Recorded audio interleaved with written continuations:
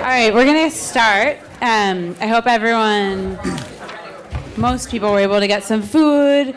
As Peter kindly said, we don't want to waste food. So if you are hungry throughout, feel free, get up, get some more food. We'll keep it out here. If there's extras at the end, we will encourage you to help take it back with you to your communities.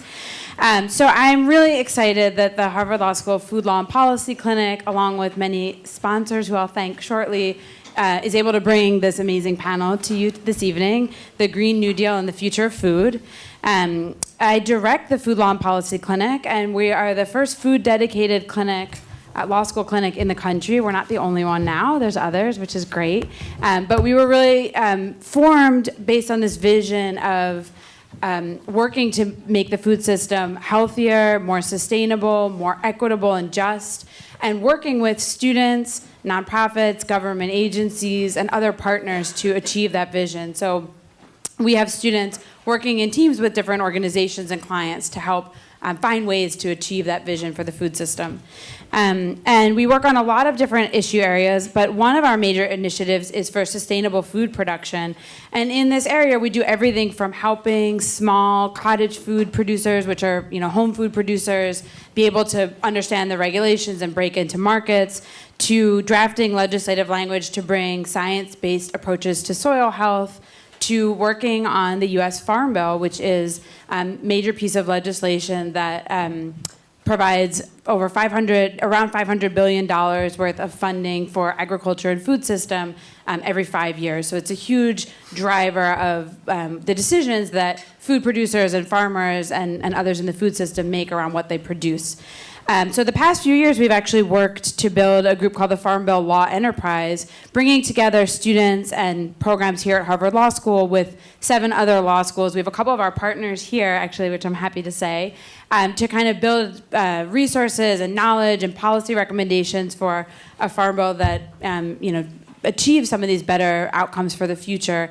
And I think a lot of that is really related to some of the things we're going to be talking about here this evening. So one of the problems with food is that our food system is regulated by a lot of different agencies. There's not one food agency. We think about the Food and Drug Administration, and that regulates some food and some labeling on some food. The U.S. Department of Agriculture also regulates safety for some food and provides a lot of, the sort of agency that manages a lot of that funding in the Farm Bill. The EPA, Environmental Protection Agency, does a lot related to environmental protection. They have a lot of exemptions for food production, but they would be the ones that would regulate farming.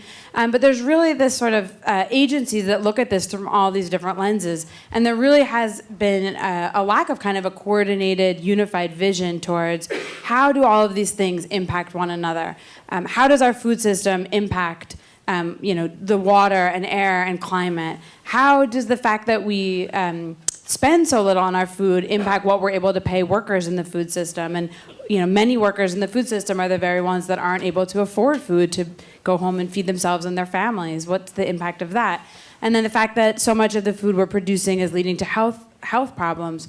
So it's been really exciting for us to watch the progress on the Green New Deal as this sort of vision that talks about a lot of environmental things, but the pieces that talk about food are really looking at these in a holistic way and thinking about how they relate to one another. So it's been really exciting for us. I'm glad that we have a panel that's going to touch on and talk about a lot of these different issues and how they relate to one another. And I'm really excited to hear from them. Before I turn it over to our moderator, Nate, to introduce the panelists and lead us in discussion, I want to thank our sponsors, and I'm just going to name them. I know there's a lot, but we're really grateful to all of them, and I think it shows how much interest there is in this topic.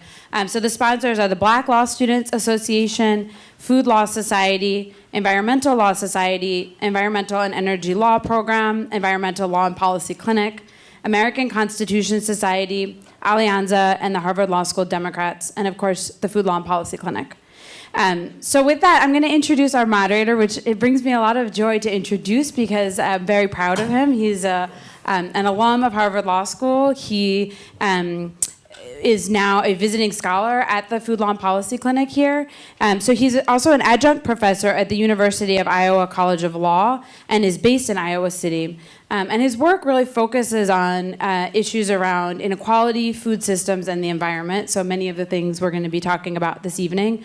Prior to moving to Iowa, he was a visiting assistant professor at the agriculture and food law at the University of Arkansas School of Law, and also taught at New York University, worked as a consulting attorney for Earthjustice, a legal fellow at the Natural Resources Defense Council, and related to Harvard, as I mentioned, he was an alum here. He was the first clinic student at the beginning of the birth of the Food Law and Policy Clinic, and founded the Food Law Society here at Harvard Law School, and then also was the Mississippi Delta Fellow from Harvard Law School, and which was something that I had done previously as well. So has worked with us in and out through all these roles, and is really just a great expert and in these areas. So I'm really grateful to him for organizing and moderating this event.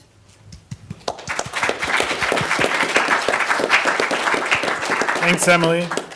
And thank you all for coming out tonight. I think this is going to be a really interesting and fascinating panel. So to give you the format, I'm going to introduce our panelists, and then they're each going to have short presentations, and then I will have a few questions for them as well, but we wanted to have enough time for an extended audience Q&A. And so we kind of viewed this as a good event, a good way to kind of have a broader discussion about these issues. So to my immediate right is Peter Lehner, who I've had the pleasure of working with in my capacity as a consulting attorney for Earthjustice on decarbonizing agriculture and the food system. And Peter directs Earthjustice's Sustainable Food and Farming Program, developing strategies to reduce health, environmental, and climate harms from production of our food, and to promote a more environmentally sound agricultural system.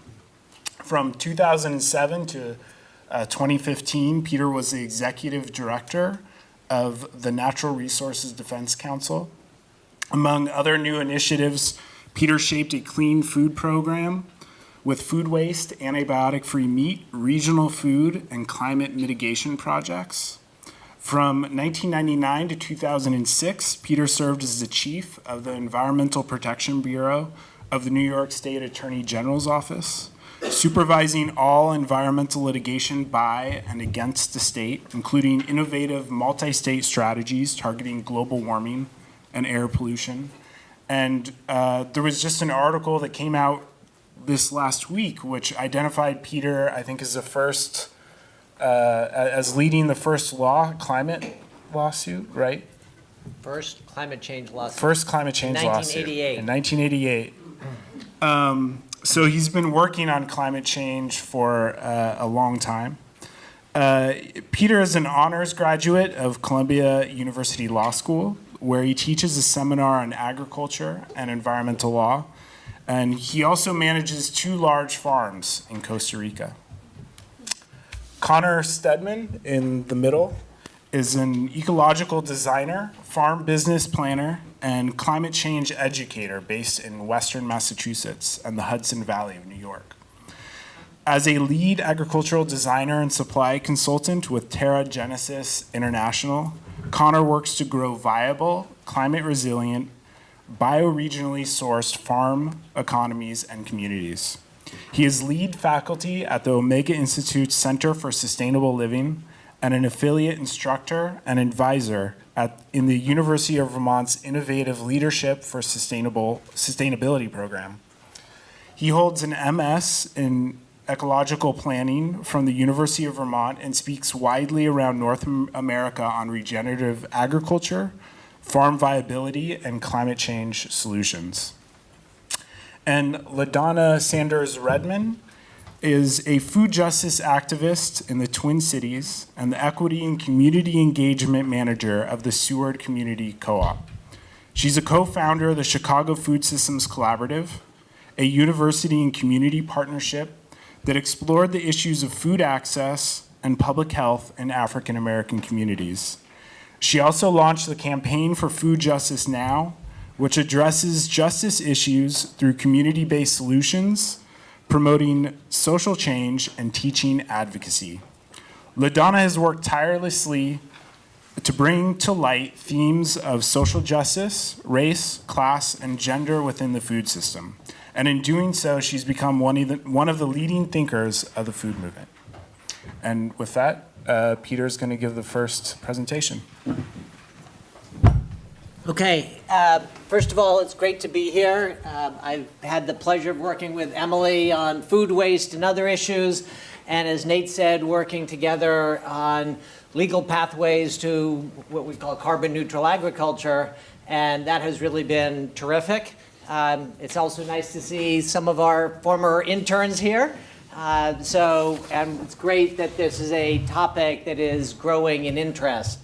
I'm just going to sort of really set the stage a little bit and not dive as much into particularly the political elements of the solution, but it's sort of Houston, we have a problem, why we need to do something, and why something on the scale of what the Green New Deal is talking about is appropriate here.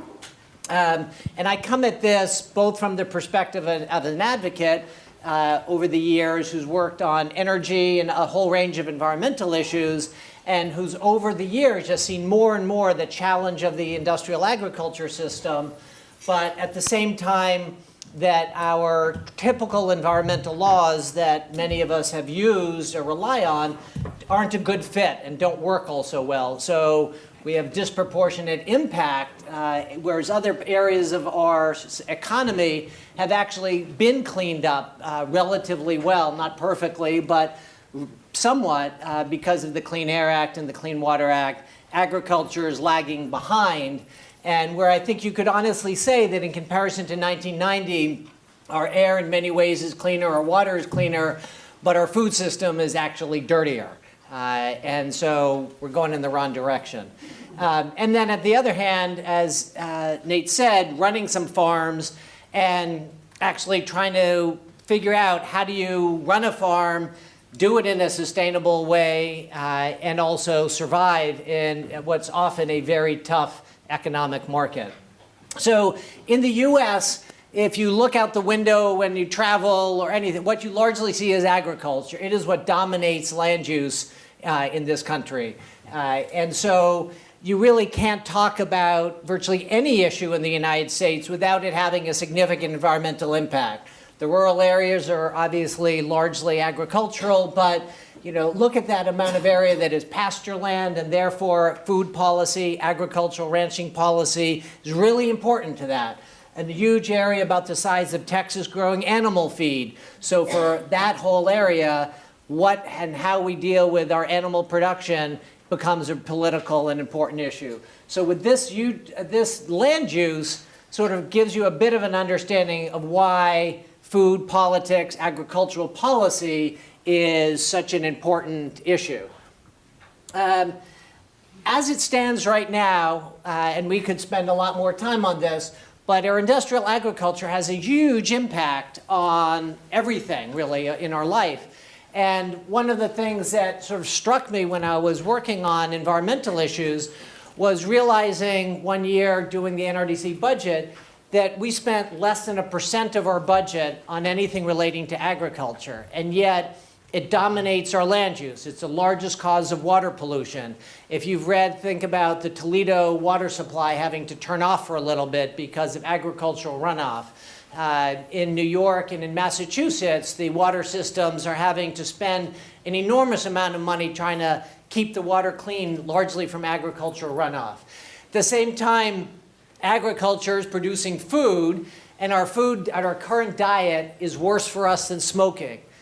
Diet-related diseases in the US are more expensive, over $1 trillion, than smoking-related disease. So our big food system is producing a lot of cheap food, but it's food that isn't actually very nutritious.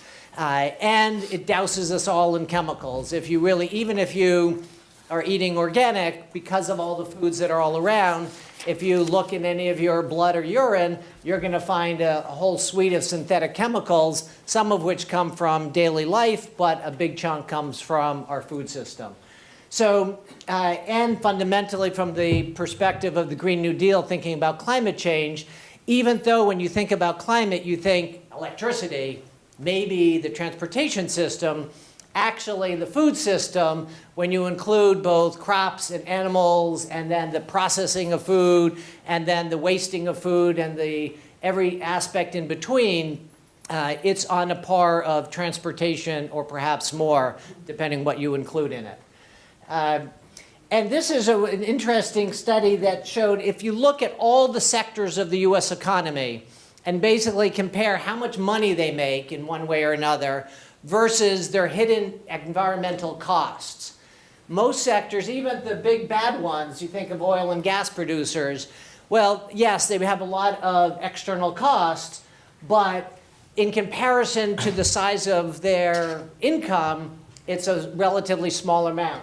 Agriculture is the only one where our hidden environmental cost in terms of water pollution, in terms of air pollution, climate change pollution, poison, is greater than the value of the whole sector. So in other words, phrased differently, the real cost of food is several times what you pay for it. And that real cost is being paid for in our health, by our taxes, in our water pollution, in water treatment, et cetera. At the same time, and I can say this as running some farms in Central America, climate change is probably more real for a farmer than it is for any other sector. Whether you're seeing pests come in or fungi, as we've had in Central America, a fungus that we never had to worry about came in, and the entire region of 5 countries, the coffee crop, which is what we grow, was down about 30% for a couple years. And think about that impact, a 30% impact that you can do nothing about. It just comes in, bam, the region is hit. Think about the floods you've read about in the Midwest. Those are farms that are going to be suffering because of changed weather patterns.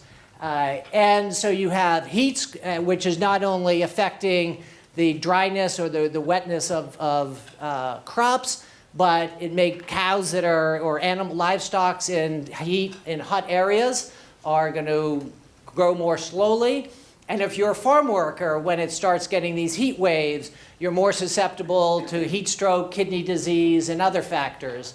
And we just filed some comments where the government's response to how to protect workers to excess of use of pesticides was to say, well, let them wear double protective gear and then they'll be enough. Completely ignoring that if they're in double protective gear, they're going to fry and have heat stroke and other impacts from that. That's clearly not the response when you see both the pesticides and climate change induced problems coming together. The good news, on the other hand, is that all around the country, and Connor will talk about this much more, is that there are examples at all scales, all crops, of approaches to agriculture that can make a big, big difference. Sometimes it is doing things that sound simple. It's actually a little complicated to make it happen, which is why you need experts to help you figure it out.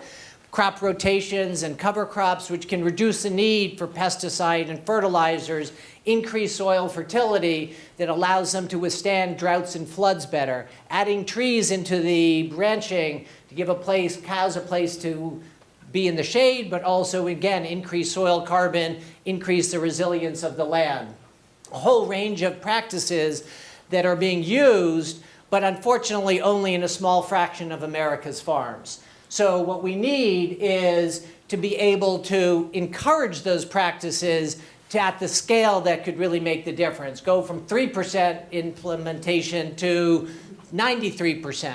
And if we do, and this was some work that Nate and I did together, you really could get to a carbon neutral food system, or certainly the agricultural part of it. If we really started expanding these, and at the same time you're making a food system that doesn't pollute the water, that is healthier for rural communities, that isn't poisoning the workers and farmers. So there's a lot of benefits besides the climate benefits here. And that is, of course, the promise of, and the challenge that the Green New Deal lays out. We've got a big issue here. How are we going to get it? But not pretend it isn't requiring a significant transformation of our food system. And I'll just end with one slide that you may have seen when the Green New Deal came out, part was leaked about, well, one of the biggest contributors to climate change from the food system is beef. Because the reality is cows are producing methane, a potent greenhouse gas all the time. They use a huge amount of grain because you have to feed them a lot to grow. And immediately the reaction was, oh my God, they're taking my hamburger, they're taking my hamburger, and people went nuts. But the reality is dietary change makes a big difference. So we actually have, unlike in many other aspects of our life, we have, as consumers and as advocates going to your supermarket, your restaurant, an opportunity to make some change. But that cultural change is both open to promise, but like any cultural change, can be a little complicated. So that sort of, I hope, sets the stage a little bit, and over to you. Okay, thanks. So let's see, I think there's the next row of slides here.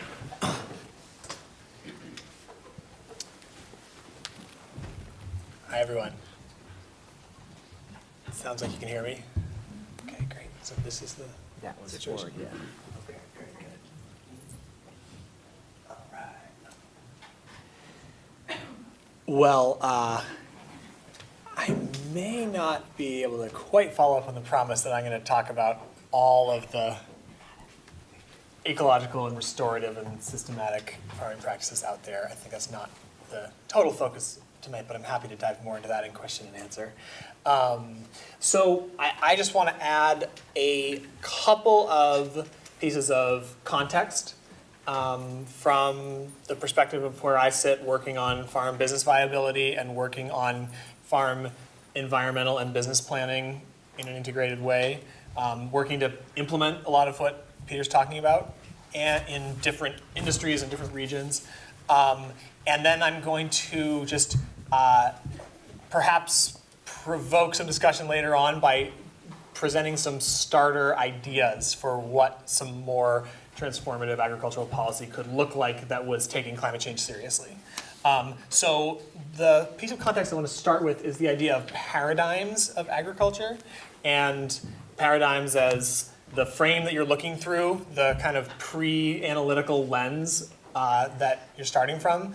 And so there's a lot of paradigms of agriculture we could identify, but I just want to propose 3 that are useful to have in the back of our minds. So one of them is an extractive paradigm of agriculture, which I would describe the goal of as something like extract as much value from natural resources as possible, regardless of impact.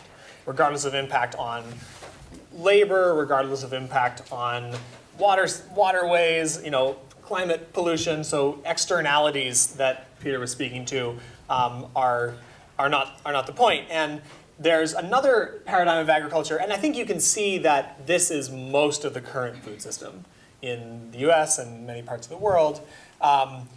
There's another paradigm that started to take root in the US, I would say, in response to some earlier eras of environmental catastrophes. And I'm going to call that a conservative paradigm. And I don't mean conservative in a partisan sense, in a right-left sense, but I mean conservative in sort of the root meaning of the word to conserve, right? So a conservative paradigm is, from a certain point of view, trying to reduce the damage caused by value extraction. So it's trying to continue to extract value from a resource base, but to ameliorate the harm being done along the way.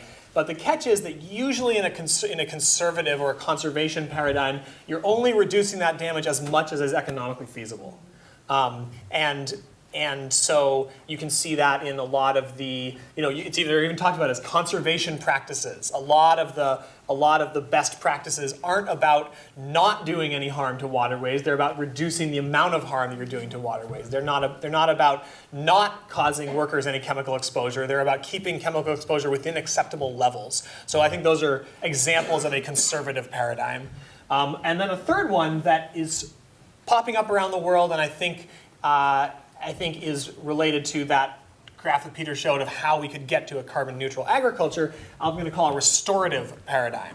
And so a restorative paradigm is attempting to not just reduce further harm, but it's attempting to actively rebuild degraded forms of value, degraded forms of natural capital. It could also be in the form of trying to actively redress forms of historical harm and do something about them in a qualitative and quantitative way. So those are just some paradigms that might be animating parts of our conversation tonight. There's probably others that we could uncover along the way. So a few pieces of context about what we're talking about when we say carbon farming. So carbon farming is the topic of these gentlemen's great paper and chapter on legal pathways to a carbon neutral agriculture. It's the topic of several meaningful books that have come out in recent years. It's a big chunk of what's in Project Drawdown's attempt to quantify climate change solutions, both economically and in terms of their emission impact.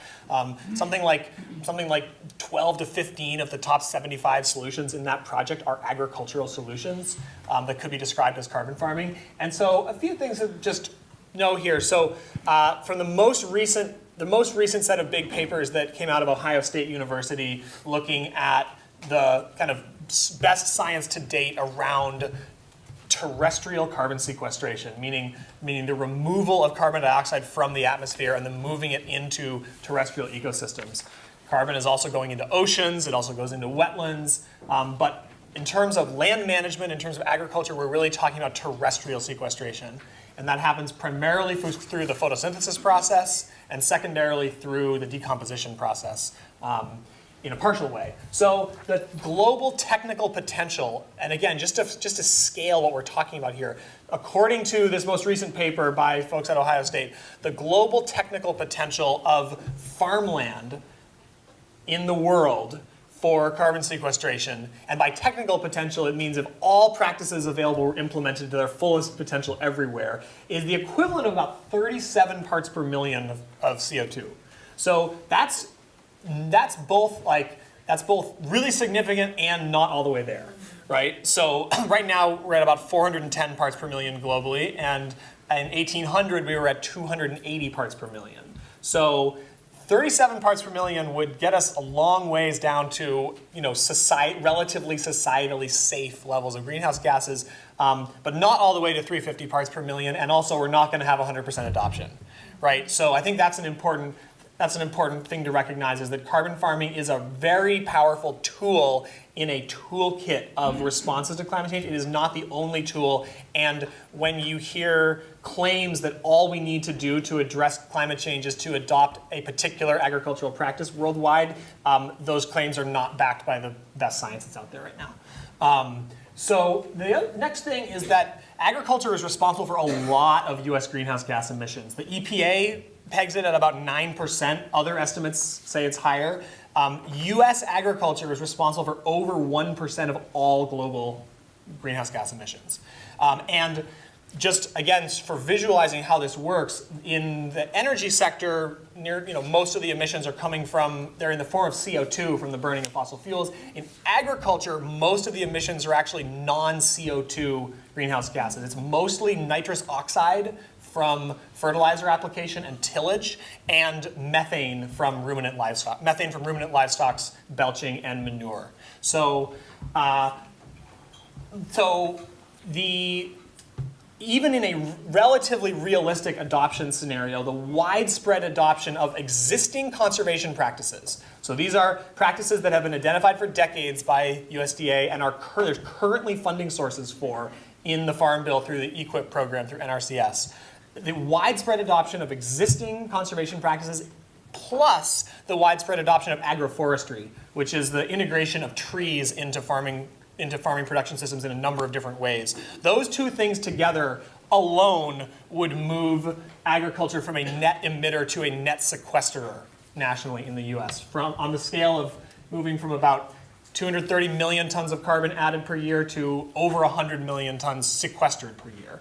And then just, to refer to what Peter was suggesting, there also are ways to go significantly beyond just increasing the use of existing conservation practices and implementing agroforestry through things like including agricultural emissions reduction, which is a very significant area of work, including the wider spread use and development of new perennial crops, and because perennial plants sequester carbon in a whole different way than annual plants do, and then using high carbon storage land use practices, like some of the more intensive forms of agroforestry, perennial bioplastics that have substitution effects for petroleum-based products, and so on.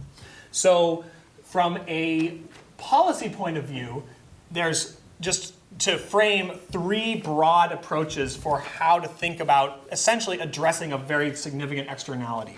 So one approach is the direct regulation of economic activity.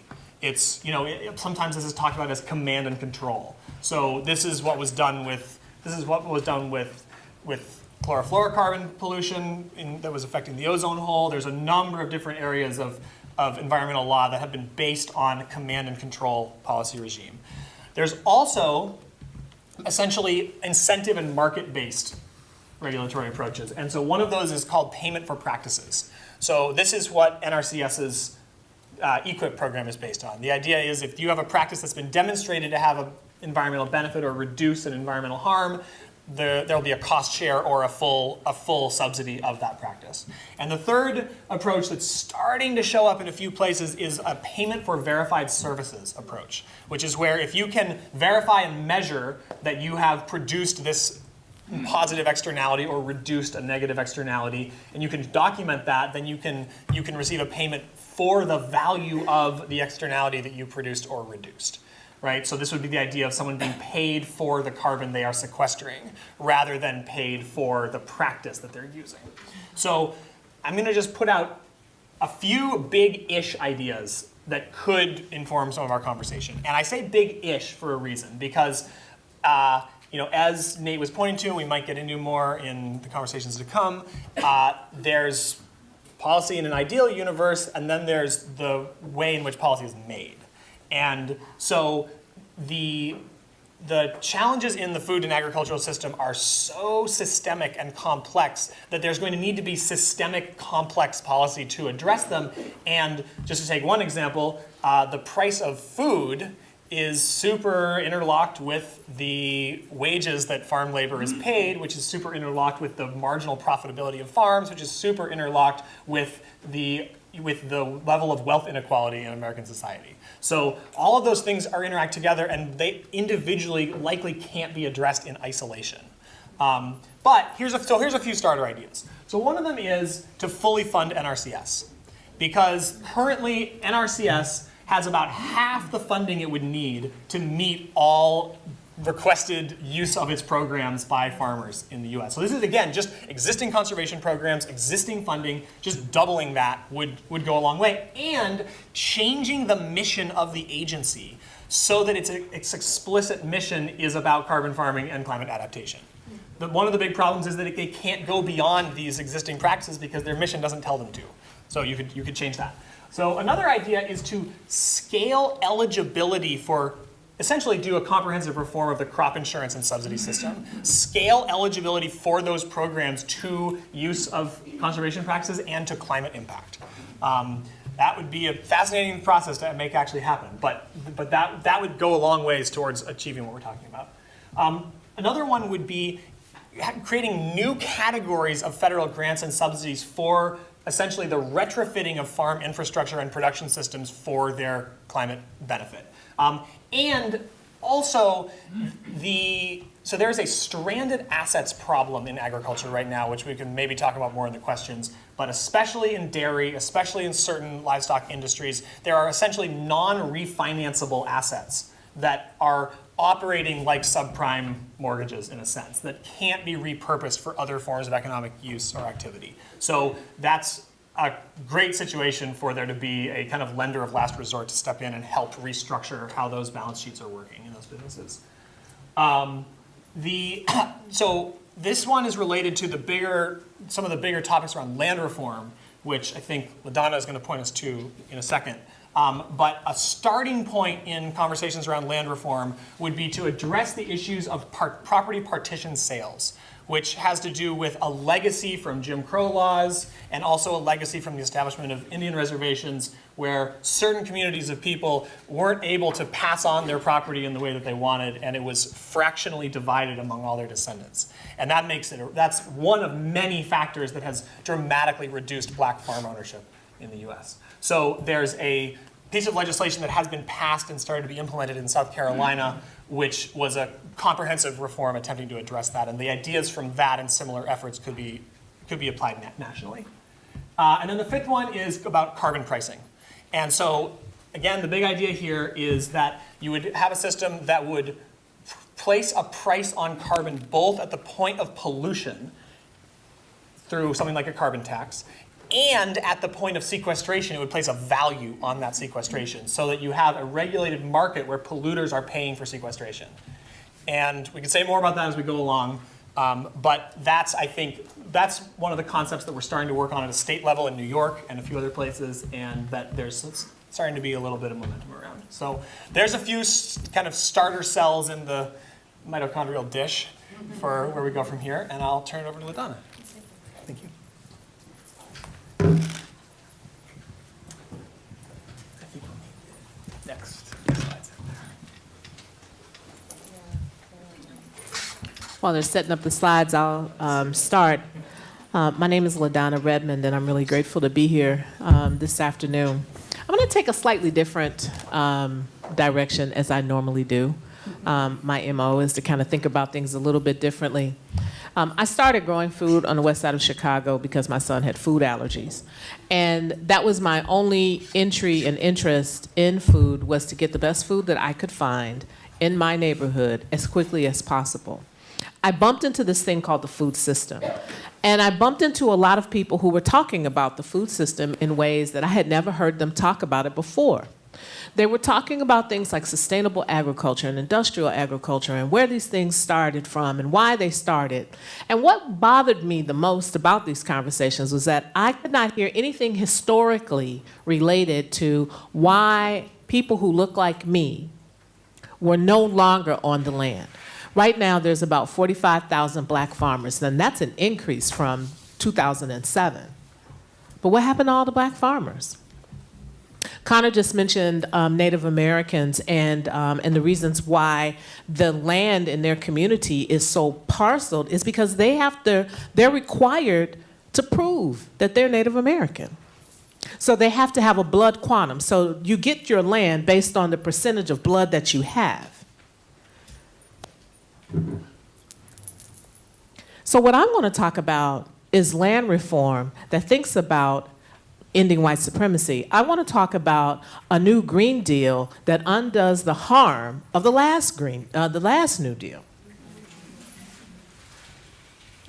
The reason I'm thinking this way is because intent does not equal impact. So while we may have the best intentions with the new Green Deal, I get confused sometimes. I say the new Green Deal or the Green New Deal, but you all know what I'm talking about.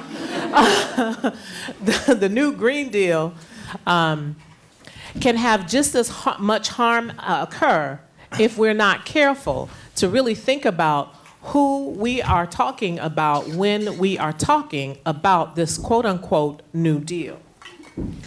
I think we have to understand, though, who we are talking about first, of course. I'm talking about the narratives of African Americans and Native people.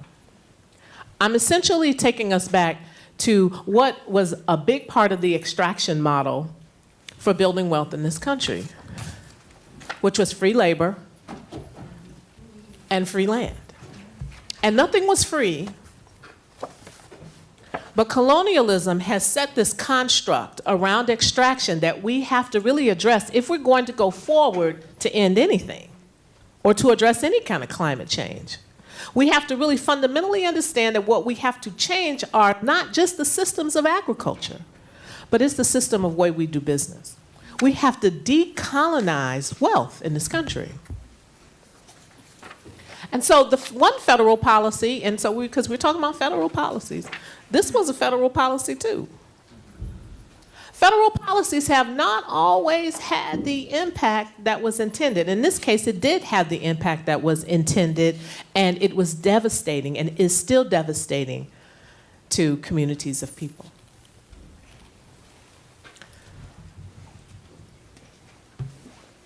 Another free land and free labor combination here is number of federal policies. I talked briefly about Indian removal because not so much just because of the trauma and the genocide attached with the removal of Native people from their lands, but because the question of citizenship is also a part of the New Deal. Who should benefit from a healthy environment? Who, quote unquote, deserves a healthy environment? Is it the question of citizens?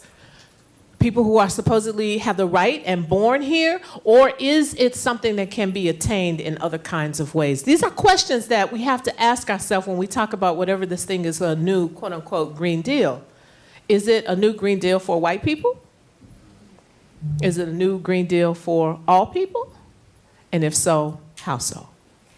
The other thing is the Homestead Act. There's a number of Homestead Acts which created access to land. And it did explicitly include African Americans in that. However, what impacted African Americans' access to land was not the federal law, it was the climate of segregation and discrimination.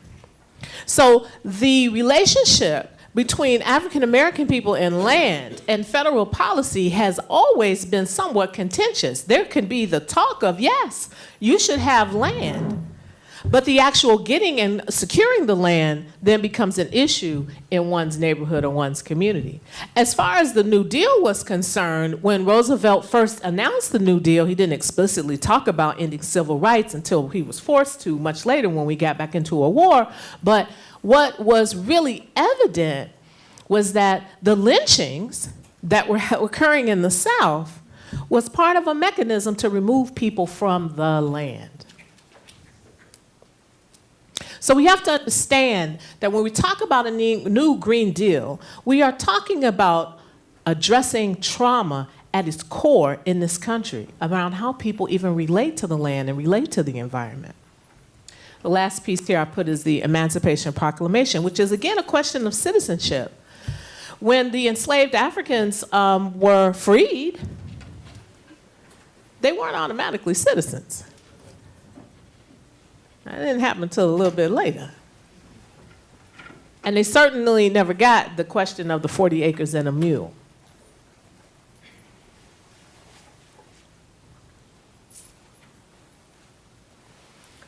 Oh, I put my little thingy. I knew I forgot to fix that earlier. Anyway, manifest destiny.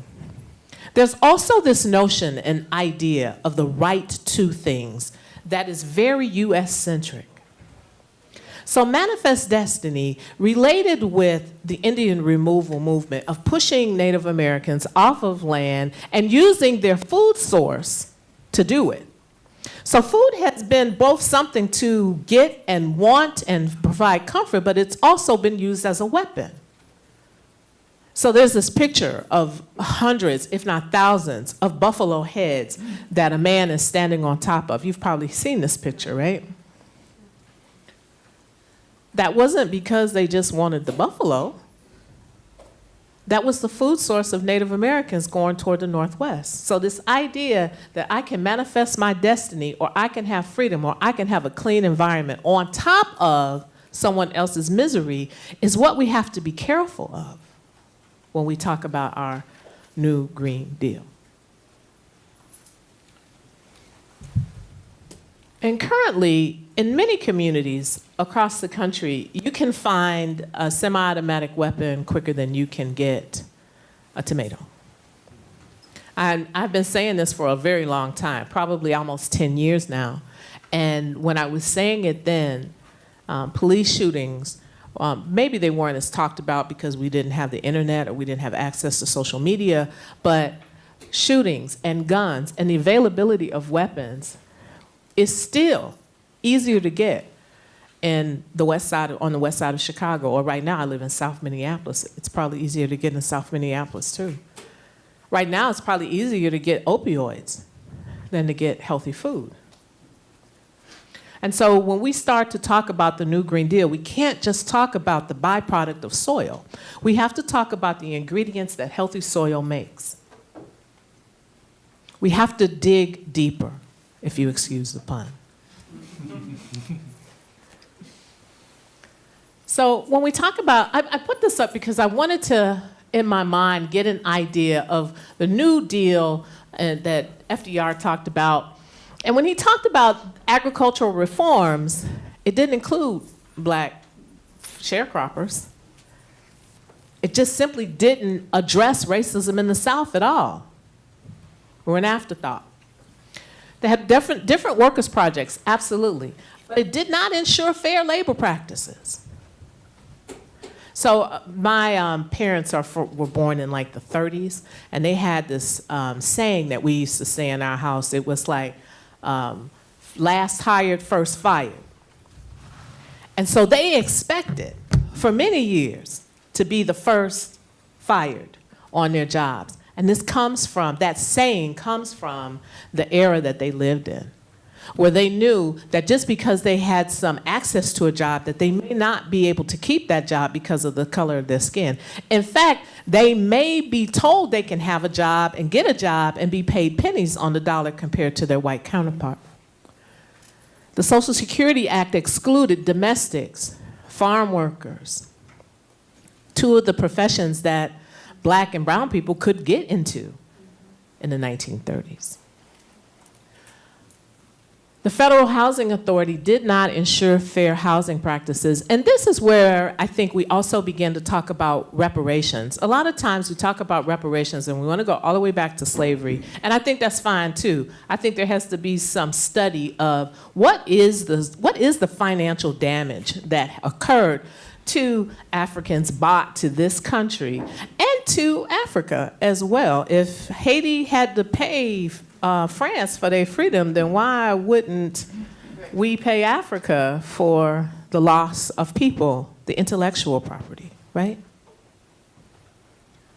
So when we think about fair housing practices, we can definitely see how discrimination against home ownership, well, we can see how home ownership builds generational wealth, that's number one. But we know that there have been housing practices that have separated and segregated African American families in certain communities, and they have been taken advantage of and literally stolen from as they seek to own homes. Which is so odd because today, still, just recently, black farmers just filed a lawsuit against a seed company for selling them fake seeds. Selling them fake seeds. So the discrimination that I'm talking about is not imaginary, it's real. People are, I hate to use this word, colluding. I think I like that. Colluding. The people are working together for whatever reason to cheat people out of whatever is rightfully theirs economically. And they will use every measure possible. So the Green New Deal and reparations for me has to not just be, as Angela Davis says, non-racist. It has to be an anti-racist policy. And I'm going to leave it right here because we have a long way to go before we create any anti-racist policies in this country. But if we do not begin to discuss it, we will never get to it. Thanks.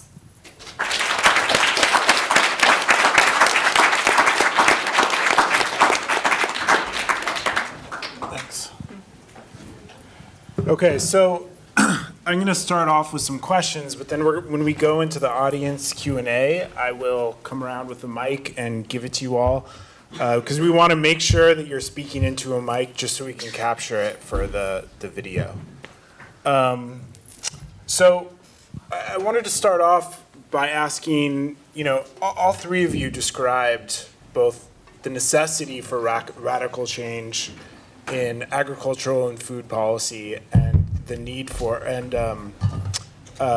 mentioned the fact that we need radical changes.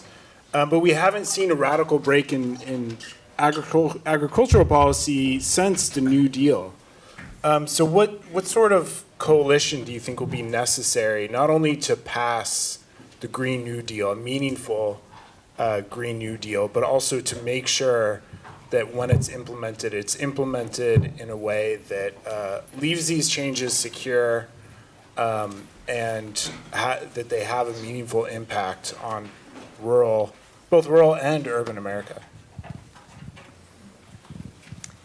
Well, I'm going to go first only because when we were planning this, we all realized that we didn't want to follow LaDonna.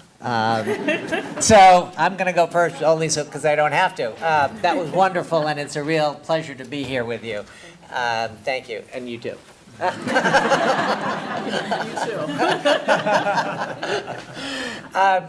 You know, I think one of the amazing things right now is politics is so dominated by a relatively small number of very, very powerful actors. We have 3 companies that dominate the seed and grain market, about 5 companies that dominate the meat market, the Farm Bureau that supposedly speaks for farmers and dominates political discourse.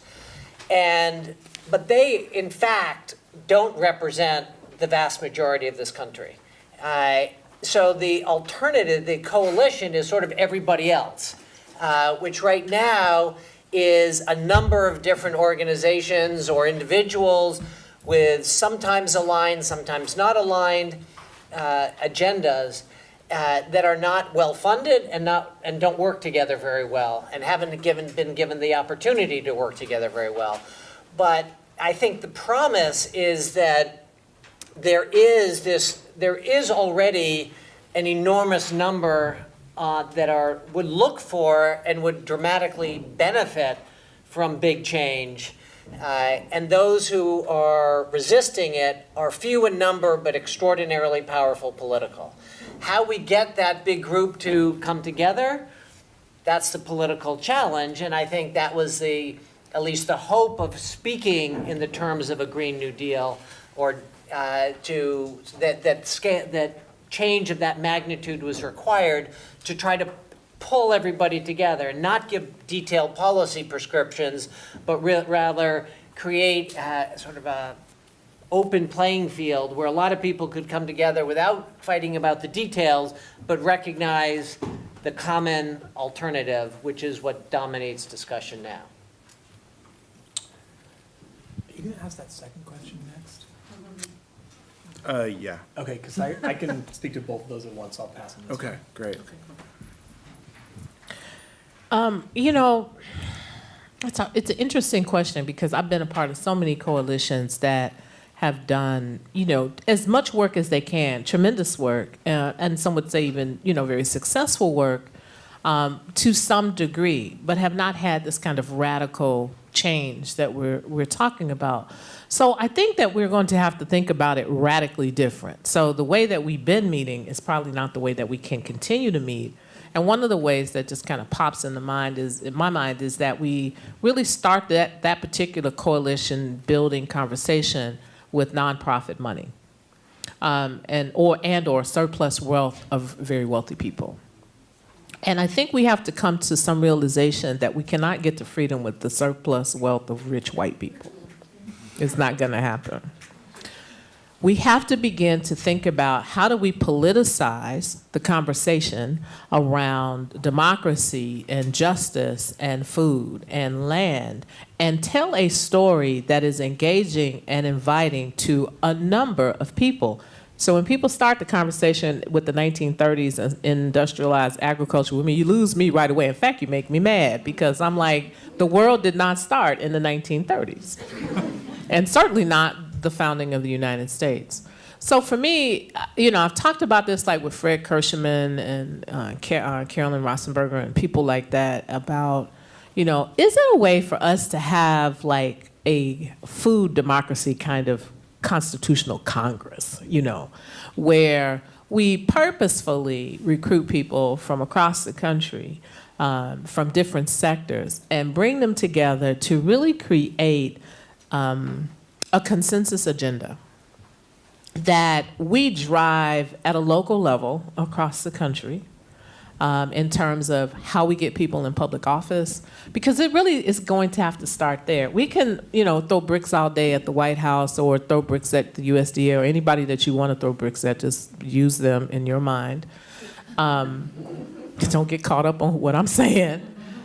But we have to begin to build political power in order to shift these systems in a radical way. And it means that we're going to have to think about this pretty much the way that someone would think about a country that was free from oppression.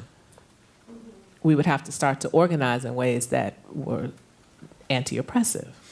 And we'd have to have values that were anti-racist. We would have to really have this psychological shift. And I think it's completely possible. Wouldn't say, oh, we can't do it. I think it's completely possible, but we have to imagine it. I could tell you all the reasons and all the things that are wrong with the food system right now. I can name, and everybody here, we could sit hours and just tell you thing after thing that's wrong. But what we can't not do, and what I have not heard, is how do we create the vision of the food system and agriculture system and the world that we want, and then what are the steps to get there? So I would start with rebuilding our political system. So I have a related question. Many of the kind of concepts or the things that we're advocating for to be included in the Green New Deal incorporate either scientific insights or historical facts that many Americans aren't aware of. And so how can we advocate effectively for these changes, whether it's regenerative agriculture or carbon farming or reparations, when most Americans may not be familiar with these concepts? You wanted to take the first crack. Sure. Yeah, so I want to draw a line between those two questions about coalition building and about how people think about these questions and topics, and tell a quick story. So I think that what we're up against, both with coalition building and with the literacy around both the science and the history of these conversations, is deliberate misinformation, and like structured campaigns of deliberate misinformation. And I don't have a great strategy idea for how to respond to that, but I think that if we're not like systematically thinking about what to do about misinformation, then there's a whole other game being played that we're not part of.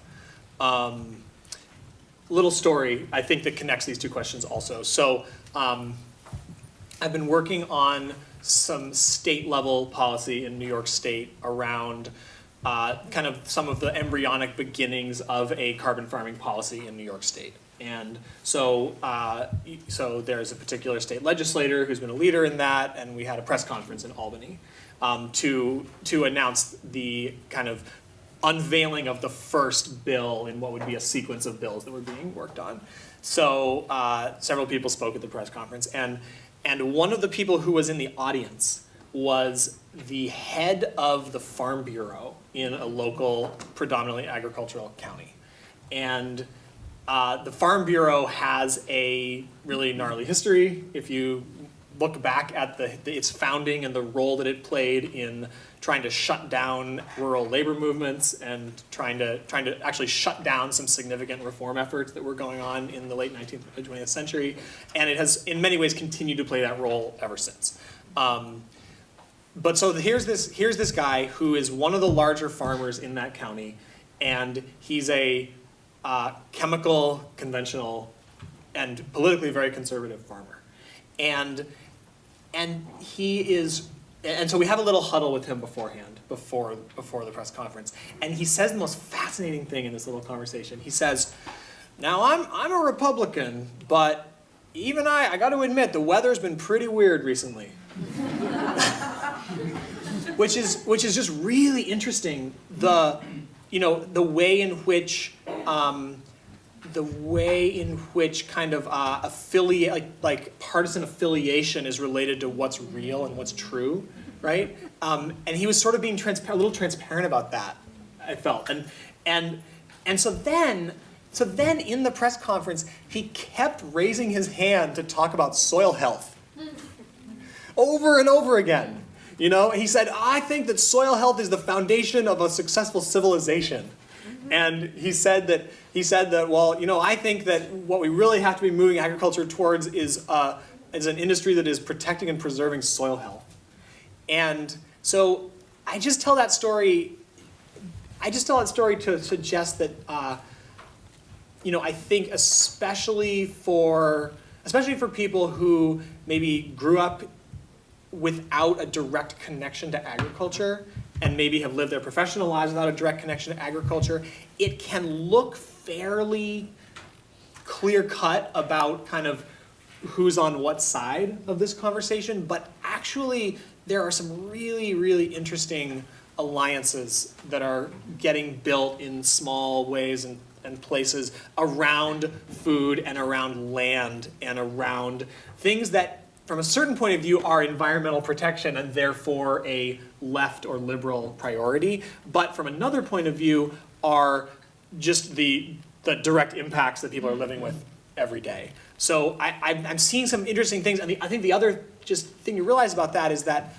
agriculture is one of the industries that the federal government plays the biggest role in the US. And so I've heard a lot of conventional, chemical, and politically conservative farmers say, I don't know about this climate change business, but if you want to pay me to store carbon, I will. It'd be great to get more of a tax benefit. It would be great to get more support for my farm because that's the marginalness of farm viability that we were talking about. So I think there's some still not well explored unconventional political alliances out there that could be part of this coalition building that you're talking about. Anyone else want to go second? Sure. Is that a question again? Yeah, so basically just so it's captured, basically, there's a lot of concepts and ideas that we're advocating for that, the average citizen may not be familiar with them or may not know the background, whether it's reparations or the agricultural methods that we're advocating for, and how, as advocates, can we take that into account and still effectively push for these changes. Okay. All right, that reminds me of what I was going to say. Historically, I think you can look at any number of movements. The civil rights movement certainly did not have everybody's support, didn't have all black people's support. I mean, Dr. King was probably one of the most unpopular people in the country while he was alive. He didn't get popular till after, he was dead, and then he sort of martyred in a way and sold in a way that was more palatable to the current generation. The organic food movement was really this little one-off kind of thing. I remember I've had a very interesting life, and part of my life was doing a lot of advocacy with people who were HIV positive. And I met many, many friends, and many of them started to eat organic foods in the 80s. And this was when organic food was like in these really interesting little one-off stores, and there was like 5 carrots, and 2 of them were gray, and like these, really interesting looking tomato, and it might be $10, And I just was marveling at, the fact that people were really invested in their food in this way. And if it meant eating less so that they could eat better, that's pretty much what they did.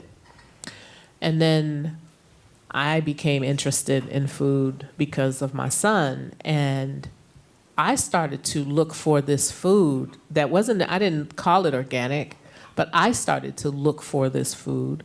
And I didn't want food with pesticides because I had a baby. I read all about pesticide overload. I didn't want, I read about some yucky fertilizing with sewer sludge in Seattle that sounded disgusting. So I wanted to know about the fertilizers that were used on it. So I started, in a really uninformed way about the food system, as many people do. our food system, the narrative is that it's fine, it will take care of you. That's the misinformation. You hear all the ADM, whatever the name of that company is, ADM, Cargill, all these people who will feed the world. And people think that that's true. But I think the few of us have to continue to educate ourselves and not be afraid to talk to them. I have a very similar story. Not being afraid to talk to people who you think might not agree with you. In short, and I'll be real quick, in Illinois, we were doing the Illinois Food Policy Council. And Illinois, despite what everybody might think about Chicago, Chicago is about this big, in a state that's this big, is a very conservative state. And most of the people who are in political power outside of Chicago, what we might call downstate, are Republicans. And so at this point in like the 90s, early 2000s, you had to have Republican support to get anything passed in the legislature. And so there was this guy named Tom Cross, who was like, I don't know, head of the Republicans. People were like, oh my God, you're gonna have to talk to Tom Cross. He's not gonna go for this Illinois food policy garbage. And we had letters from Governor Vilcek from Iowa, who had done the first statewide food policy council, and we had his signature, and he was talking to everybody, and the Republicans weren't interested in him. And I decided to go ahead and talk to him because what did I have to lose? And that's the other thing. We have to stop thinking that, we have to stop giving ourselves the answer is no. I think we can think about a lot of people who didn't stop with the answer no anyway, but they just kept going. And if they took no for the answer, a lot of us would not be here. So I thought about that and went to see Tom Cross, and I sat down and I told him my story about my kid and the food allergies and all this other kind of stuff. And he just was sitting there, he was looking at me, and he said, if there's anything I can do, I'm happy to do it, because my daughter was born diabetic, and my wife quit her career to figure out how to feed her. And he's like, it's the most amazing thing to me, because he never thought about the food system. He was like, yeah, I live downstate, but I don't think about farming and food and all that kind of, nobody think about that. And he really related to me as a mother and his wife as a mother having to change their lives around to get food on the table. And he was like, this has to be some kind of problem. So yeah, I'll support you, Bill. And I walked out, I was pretty happy. And everybody else was pretty shocked. We have to be willing to be more courageous. I mean, organic food is now a huge part of the market.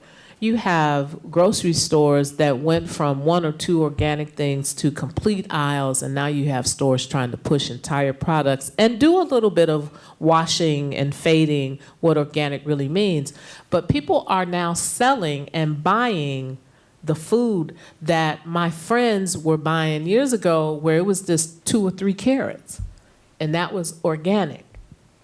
So I don't doubt that it can happen. I think that we have to keep talking about it. We have to keep doing it. We have to keep converting people. But then we got to watch out for the fork in the road where it becomes extractive and manipulative of people's pocketbooks and of their lives. So I think there's a fork in the road, but I think we can have that literacy every day. I would just add, it's interesting, a long time ago, if you think about it, food was very personal, as was growing food. People grew their food and they ate it, 150 years ago. And now it's so impersonal for the most part. You buy it in a plastic wrapper and it could have come from anywhere around the world. And what your 2 stories said is, one is for the farmer for whom climate change is becoming real because they're seeing the weird weather. And that is going to be happening more and more. And for others, for food is becoming real. The fact that we've got this ultra-processed food with all sorts of chemicals in it that we don't even know what they are. And any of us could probably go on a real rant about all the synthetic chemicals in our food system. And that starts becoming personal. So as both the reality of food and the reality of agriculture affected by climate change just become personal. More people who are producers are seeing this is real, this is now. More people who are eating thinking, whoa, I changed my diet, it makes a difference on my family's health. That's going to make a big difference. And as I said earlier, I think the numbers are on our side. The question is finding a way to come together so that the numbers can beat out the political power. Okay, so I have a lot more questions, but I want to open it up to all of you just to make sure that you're able to ask some questions. So please raise your hand. Okay. My name's Katie Campbell Nelson, and I work for the Extension Service at the University of Massachusetts. And I'm not on your panel, but I'm actually going to answer your last question, which was how does the average public learn about science-based information and help advocate for policy that will change the way we approach agriculture in this country? I would suggest that you fund the Extension Service because our role is to educate the public about science-based information. And I'm the single federally funded vegetable educator in this state. So that's just a reality check. There's one person serving thousands of vegetable farmers. We agree. That's why you asked for vision. No, I think that vision has been around a long time, but you've got a lot of communities that would run you out. And I can name one in South Minneapolis right now if you came trying to tell them anything. And we have a land grant and we have extension. And one of the hardest conversations is a conversation that comes from the university. That is the last place people really want to trust. I'm just being real with you. And maybe we're talking about two different kinds of people. I have activists in Minnesota who have issues with the word master, or the phrase master gardener. Yeah, of course. Okay. So we have to be careful of, really careful of, this is the answer. Because I don't think we haven't even sat down together to understand each other enough to even really have a narrative that would embrace every single person that we might want to have a conversation with. I just push back a little bit. No, I agree with you. Well, so Harvard Law School, you guys could have your own extension service. You know, it's a sort of a science conversation about whether we accept and embrace science or not. Like so just over Dorchester and Roxbury, just neighborhoods like right around the corner from here, there are several community gardens and urban gardens like Massachusetts is a center for urban farming. We work with a lot of different communities, and regardless of who they're called, I don't work with master gardeners because I can't work with, like, our funding has been so defunded, we don't even work with non-commercial growers anymore. So talk about, producing food through agriculture, we don't even get to the average gardener in this room,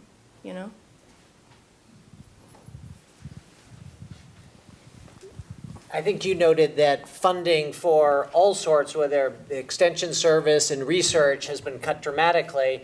And in a lot of cases, it's been taken over by the private sector. So producers now will get whatever information they get from the fertilizer salesman.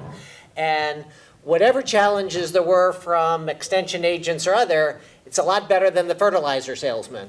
And similarly, public research has largely been supplanted by private research, which is now largely funding patentable, sellable technologies as opposed to information that can be spread for free. So I think we have a real crisis in public support for public-focused assistance to producers.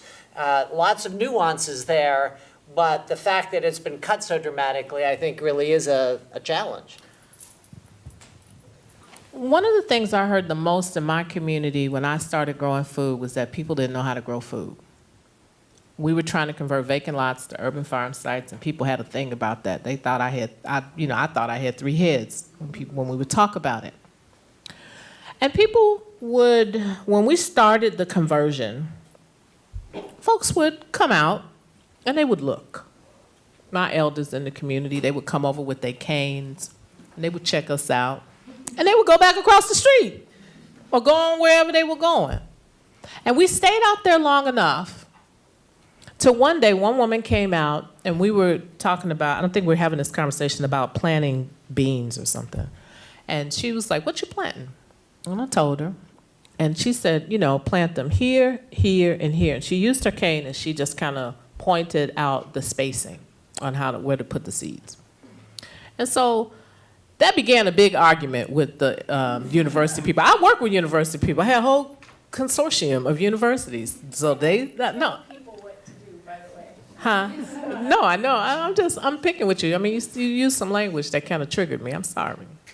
But she used her cane to point these things out, you know, where to put these seeds. And we did because she said so, and was like, what do we have to lose? And when she did that and we took her advice, she told her friends. And they would come over, and they started to visit. And they looking, and we talking, and they checked me out, and then they were like, you know, come on to my backyard. I got something I want to show you. I'm like, okay. I get to their backyard. These people have flourishing gardens. They growing greens. They growing carrots. They have brung up a peach tree from the south, and they cover it. I mean, had a whole strategy around how to get peaches in Chicago. People had little miniature bushes of citrus that they took care of. The fallacy, the misinformation is that this knowledge is gone from our communities. That's what I'm pushing back on. It is not the other that is going to come in and save anybody. It is us letting people understand that they have the intellectual capacity to heal themselves. All we can do and should do is facilitate that and let them shine. And that's what the urban gardens that I ran were about. It wasn't about me doing any particular thing except wanting to feed my kid, and I didn't want to shop at Whole Foods. I was, you know, overwhelmed with it. But what I realized was that I had farmers, I had scientists, I had plumbers and electricians on the west side of Chicago, which should be what people might call the poorest place in the world. But they were right there. But they get overlooked. Because we always are looking for the expert, and the expert, I'm sorry to say, is always somebody in a white body. Oh. We have to cut that out. We have to really decolonize the way we think about information and education. So that's how I would deal with that. Literacy is there. People just don't open up about it, they don't talk about it. And you think about this. I'm gonna say one more thing, I'm gonna shut up. When my grandmother and my great-granny left the South, they left the South running. My great-grandmother's husband had died, and they were being terrorized.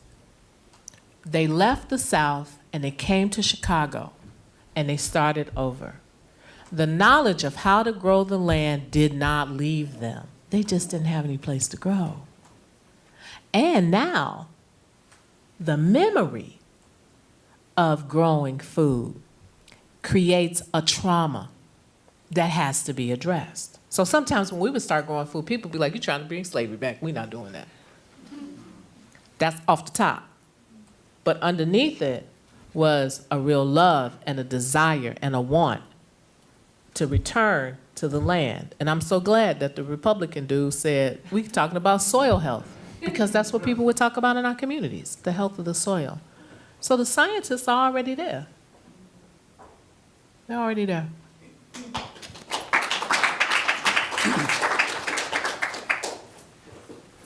It blows my mind that there are fruit-bearing peach trees in Chicago. Right? That was incredible. Okay.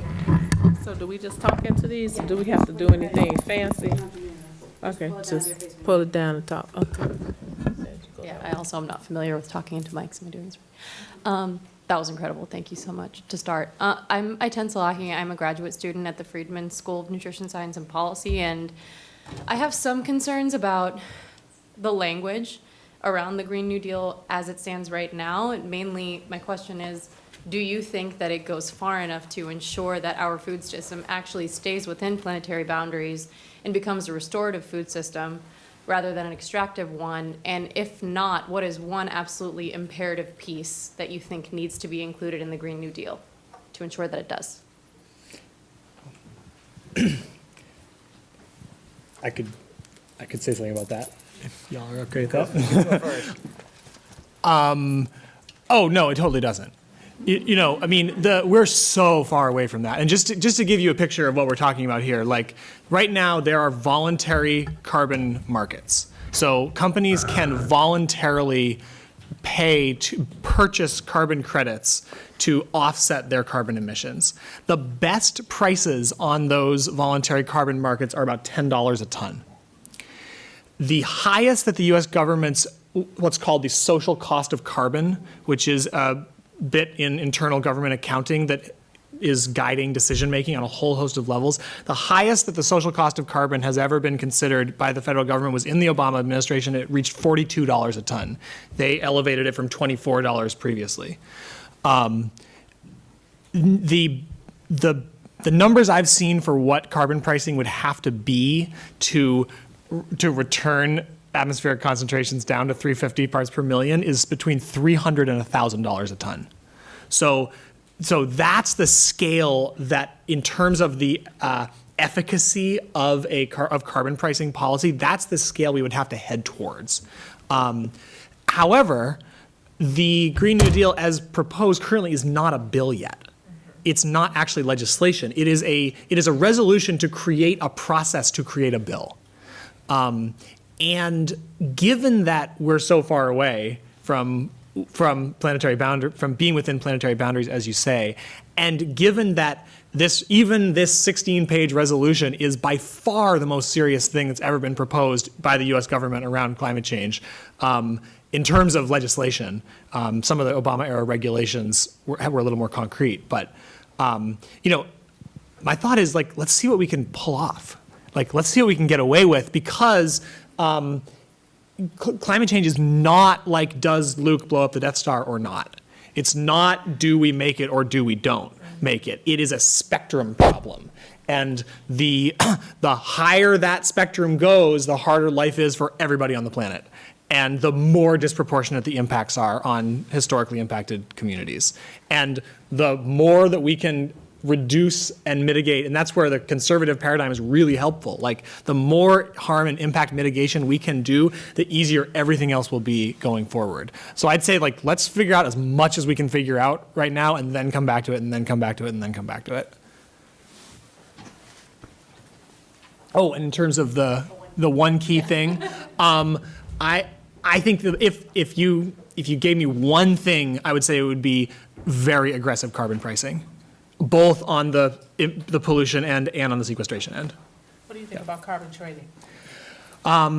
Carbon trading. So I'll use the concrete example of California's cap and trade system. So for folks who don't know, California has a cap and trade market. It was established 5 or 6 years ago. California would be the world's 4th largest economy if it were its own country. So from a global carbon flows point of view, it's significant. The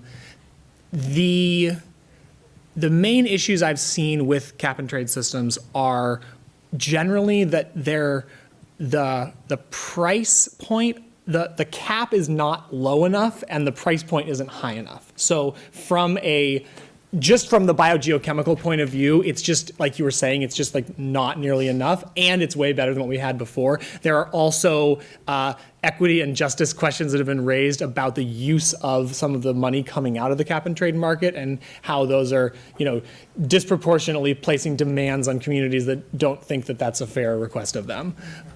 So those are political economy questions that have to be worked out by these coalitions and by building that ground level political power over time. But I think as a concept, I think that carbon markets like that, they're not intrinsically, I think, better or worse than a carbon tax or a carbon fee and dividend. I wouldn't be a purist about, like, we need this carbon pricing strategy over this one. Okay. Yeah. Thank you. Thank you all so much for being here. My name is Emmanuel Powell. I'm a third year here at HLS. Am co-chair of the Mississippi Delta Project. Thank you, Emily, who's our advisor of the Food Law and Policy Clinic. We have a project on food justice. And also, I'm on the executive board of the Black Law Student Association. And one of our partners is Alternatives for Community and Environment, which is an organization here that works to address environmental racism in Boston. A question I have, and I think it somewhat is coming up somewhat through the conversation, is the fact that often when we think about environmental activism, we think about food justice, a lot of the funding and a lot of the leadership is oriented towards white men. Often, I think that potentially has the impact of negatively, when we think about the Green New Deal, ensuring that we're not thinking about those radical ways of land use, thinking of histories of oppression and how this might actually do that as well. I'm just interested in the conversation about how do we bring forth those people who are most impacted, which we know it's people of color, we know it's indigenous folks who are most impacted by pollution and our current system. How are we thinking about bringing those voices to the forefront, especially for those knowing that that's not where the funding is usually going to? Thanks. I knew y'all was looking at me. I'm just going to say, I mean, what's exciting about the Green New Deal is it started a conversation that didn't even exist 6 months ago. It wasn't a detailed policy prescription, and it was one of the first things to even hint at the scale of the climate problem and how it is linked to a much wider interconnected web of social and economic challenges and injustice and historical screw-ups. We haven't even had anything close to that conversation before. And so I guess I think that the answer I would say is I don't know the answer to your question. But that we're even having the conversation is really remarkable in comparison at a relatively serious level. Obviously, many people tried to, mock it right away, and it's socialism, et cetera, and oh my God, our hamburgers, whatever.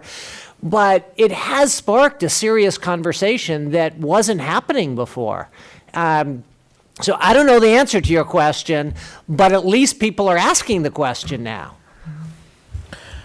There's a number of groups that are thinking about this, and most of them are in their infancy, I think, in terms of organizing, not just so much around the new Green Deal, but just as people are figuring out how to work together across the country.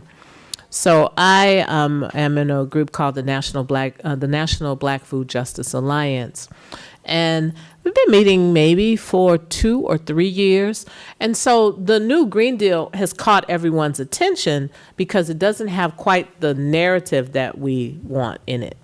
And so as we are talking about, well, what is the narrative? How do we insert reparations? How do we get some of these public policy measures in there? We're also learning how to work together.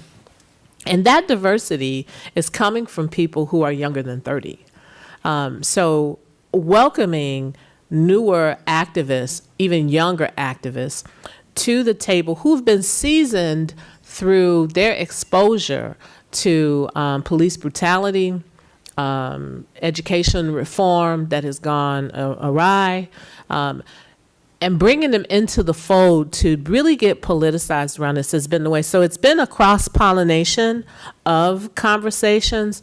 And fortunately, many of us are in different kinds of movements. So some people are in the Black Lives Matter. Other people are in the Malcolm X Grassroots Center. Other people are doing, whatever it is they're doing. And so really trying to all come together, bringing people who are in the co-op movement, people who have started little cooperatives. I can't think of the one that I was just talking about this morning, Green Worker Cooperative. Folks in Detroit are starting to build a cooperative. It's really coming together piece by piece, almost like a little puzzle. So it really is about building a big enough table. I think people definitely are thinking about a world after capitalism and are looking forward to that. And frankly, they're tired, they're saddled with debt. And and terrified about their future. You know, so I don't know if that's really an answer. I just want to say that they exist, they are there, and they are coming. And so we were looking for each other, and we found each other. And so you looking for them, and I see y'all, and so making you all know, and you know me, and that's how we build this network out. Because really, truly, I mean, Black and brown people have been organized around the environment and climate for forever. But knowing each other in this generation is really of paramount importance. Other questions?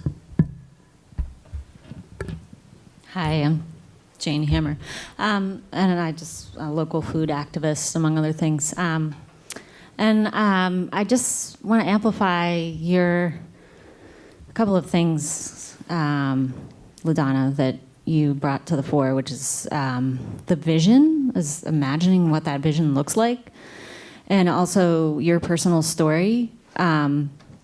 Because just wondering, like, how did you get to be so curious that you asked all those questions and that you had enough gumption to go and talk to that Republican congressperson or whoever, I forget what you said his title was.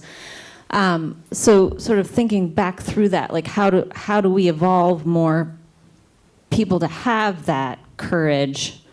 And then also how do we evolve the vision? And I think talking about food and livability, like a livable climate, not like parts per million, but like how very local those solutions can be in terms of like, you can immediately improve your local climate and your local health by working at a very small level. So I guess, so like thinking about it from a very local level, but also from how do we look at both back in history as well as around the world for examples of movements or social function that we can model something like, so it's not just like, do we have to create this vision from scratch? Like, I guess I'm thinking about like agroforestry, like there's like ancient versions that you find when you travel. Are there social constructs that would feed those coalitions' visions of what do we need to do in this country? Like what are we moving towards socio-politically around building up from a local level? So I don't know if I think it's kind of a big question, but are there places in the world where that function is happening, or in the past, and around food and local climate, like taking care of people locally, that we could actually paint the vision from? So, thanks.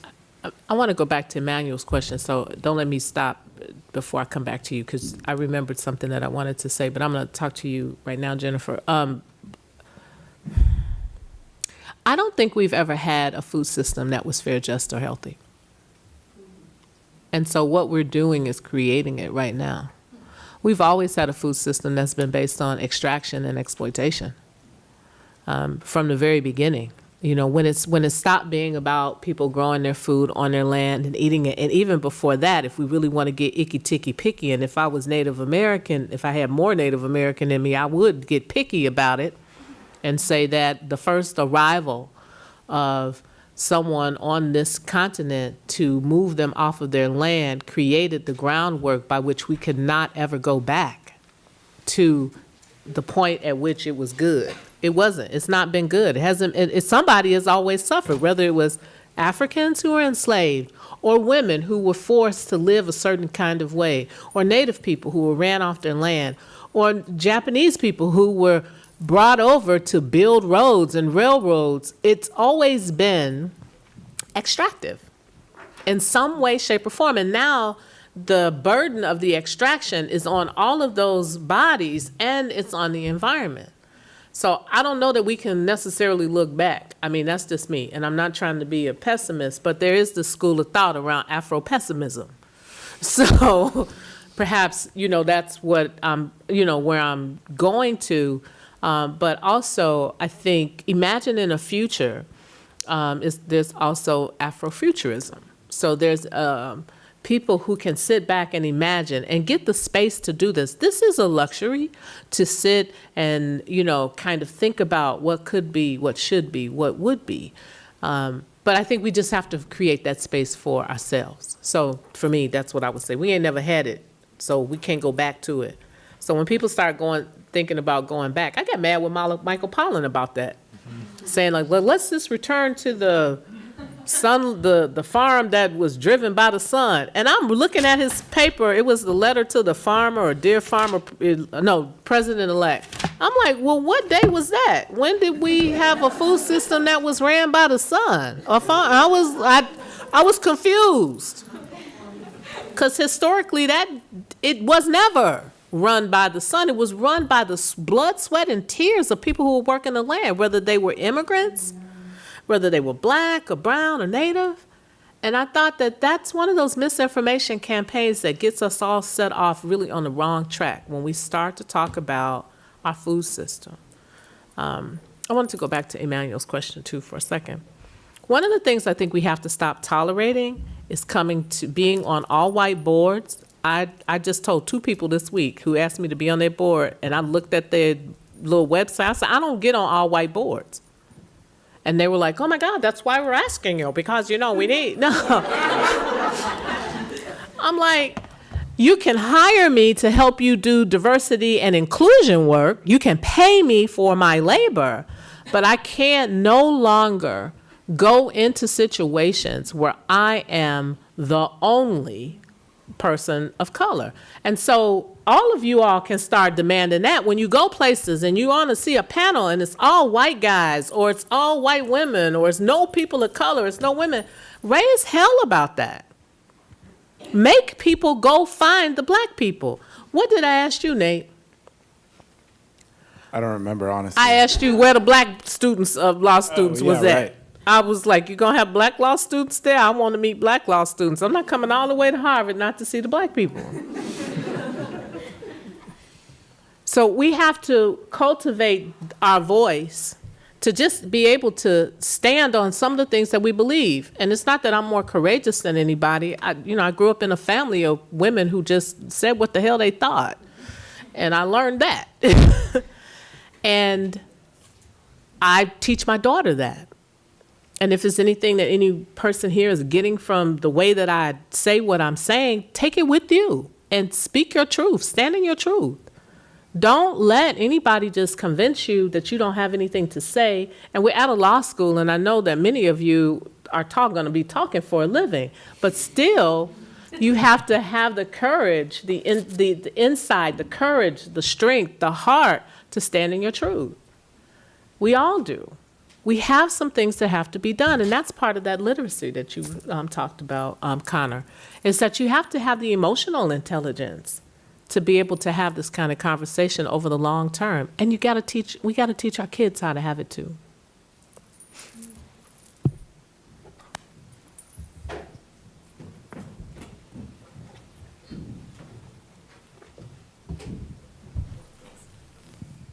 Hi, I'm Caro. I'm the Education Director with NOFA Mass, Northeast Organic Farming Association, Massachusetts chapter. I just wanted to build off something that was said earlier about local efforts and something that Connor was mentioning about the Healthy Soils work that you're doing in New York.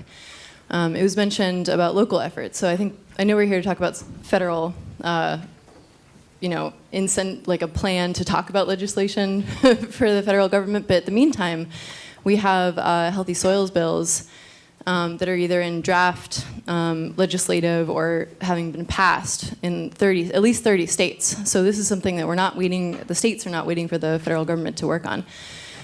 In Massachusetts, we have a bill right now, the Healthy Soils Bill, which we actually, NOFA Mass was part of drafting that legislation. And we got the Farm Bureau on board, which is an amazing effort. So I'm just wondering if you can speak a little bit about some of the more local or state level actions that are happening currently around policy for healthy soils.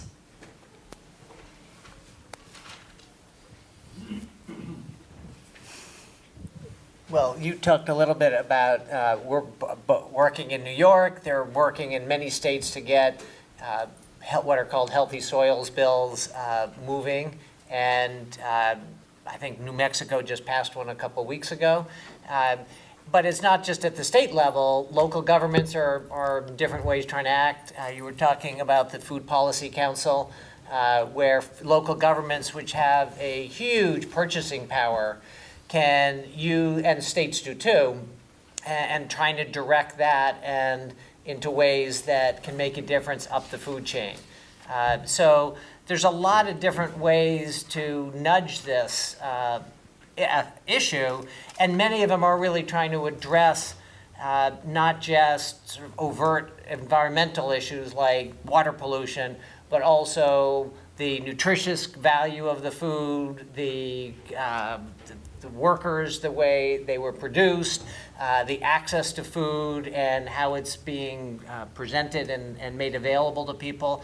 So there are a lot of different opportunities going on. I mean, I guess I would say our system now is distorted in so many ways. There's not going to be one great answer to it. It's going to take hundreds of different efforts at all levels of government by all of us working in different ways and together and separately to nudge it forward.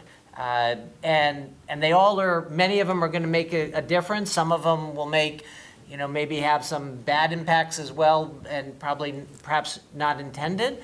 But I think it's probably a mistake to think there's a couple big solutions where there's so many things that are required, such profound change that is required, that, as you were saying, we don't really even have a vision for where we want to go. We have a vision of where we don't want to go, but it's a change at a scale that is really, it's not going to say, whoa, we're going to sit in a room, figure it out, and then make it happen. We're going to trip our way towards it in a lot of different efforts. And so I think the good part of that is people are different, people have different capacities and different voices, and almost every one of those provides an opportunity to engage.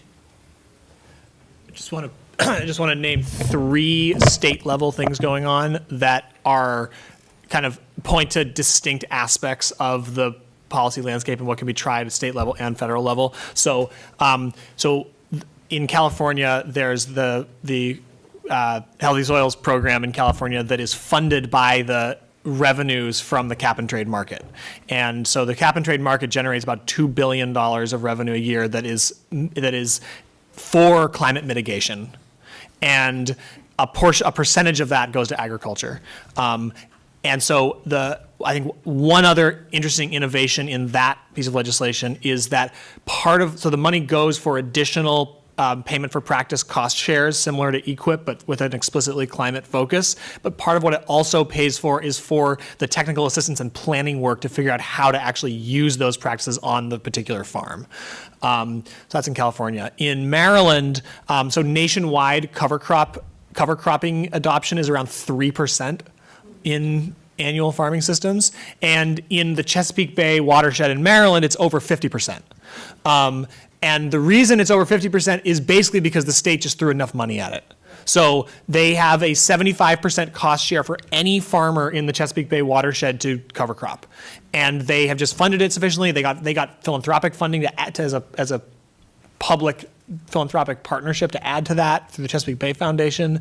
And so more than half of the farmers who drain into the bay are cover cropping. And that has a measurable effect on the the nitrate and phosphate pollution into the bay. And then the third one was just, like I mentioned before, in New York, we're working on the kind of embryonic beginnings of a payment for verified environmental services program, which would be, the way I envision that working, and we'll see what happens, but the way I envision it working is that there's a base rate that you can get that's a conservative estimate, a low conservative estimate of the carbon sequestered by a given practice. And then if you want to get a higher payment beyond that, you have to demonstrate that you have actually beat that low starting point. And so there's verification processes that would be included in that. So that's some of what's being worked on in New York. Okay, we have time for one more question.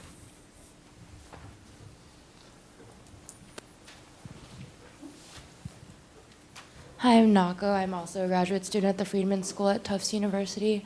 And I think, unsurprisingly to a lot of people, like when the Green New Deal first came out and there's media coverage over it, it was pretty divisive, whether it was Republican versus Democrats or rural versus urban. Like, it was pretty divisive. But as you've mentioned, like at kind of the base level, I feel like a lot of us have a lot of shared values, whether it's we just want healthy foods for our children or we want, the farmer who just cares about the soil quality. I think we have a lot of shared values. But when it comes to this like national scale with like politics, it always becomes very sensationalized and divisive.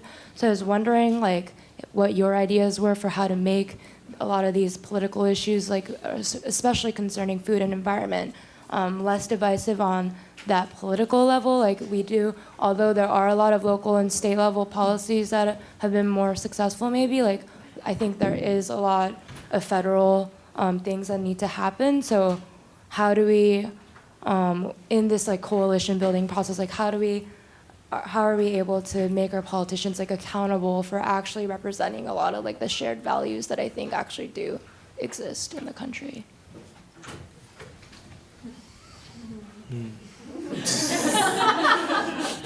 What you think?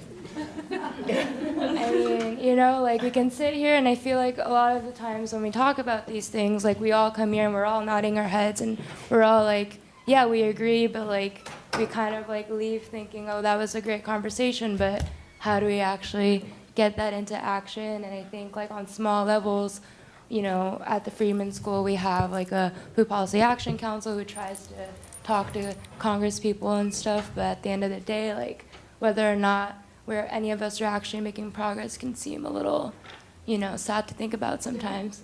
So yeah, I don't have a great answer for it, but. Have you thought about running for office? I mean, I'm Japanese, like I don't even have citizenship in this country, so I couldn't, but. Okay. All right, fair enough. But I live here, so it still, impacts me.